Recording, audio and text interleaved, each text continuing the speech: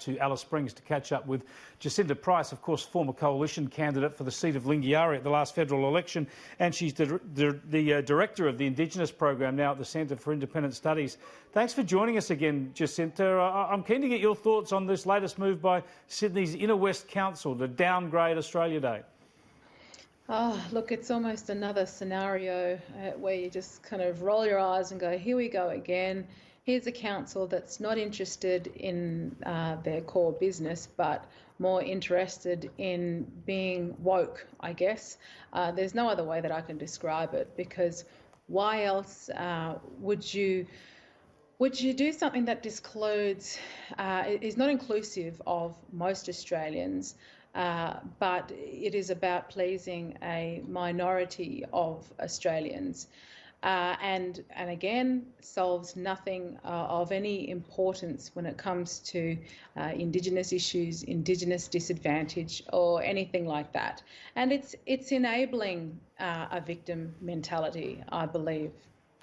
Yeah, well, I'll get you to expand on that in just a moment. But one of the key points here is just who they are appeasing. Of course, the Inner West Council and other people in this area would say that they're doing this because Aboriginal Australians feel insulted by Australia Day. Now, there's no doubt that there are some Aboriginal activists who make this point and oppose Australia Day, but how do we get a sense of what most Indigenous Australians think? How do we know what most Aboriginals think about Australia Day?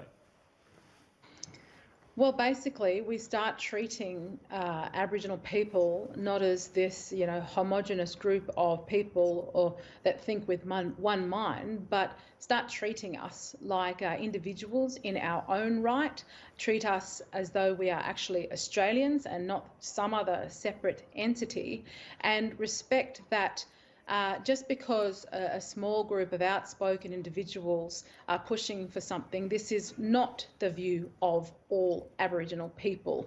I mean, take into consideration those of us who are proud to be Australian, who are proud of our mixed heritage, who don't just subscribe to being Indigenous and Indigenous alone, and who are ourselves pretty sick to death of all this divisiveness, which achieves absolutely nothing for those of our fellow Indigenous people who are the most disadvantaged in this country. I mean, you start treating us like we're human instead of just rolling us into one constantly. It's becoming more and more insulting. And Jacinta, how does this focus on Australia Day or shifting or downgrading of Australia Day encourage the victimhood mentality, as you suggested earlier? Well, once again, it's like every time we have a bunch of demands laid on us as Australians by a minority group, the moment we give in to these demands is the moment we continue to feed into the victimhood mentality of those who make these demands. And the more we encourage them to then come up with further divisive ideas that don't actually do anything to solve any of our issues, and the more demands that we are going to be met with as we go further forward. It's like when you deal with someone who has substance abuse issues or is an addict.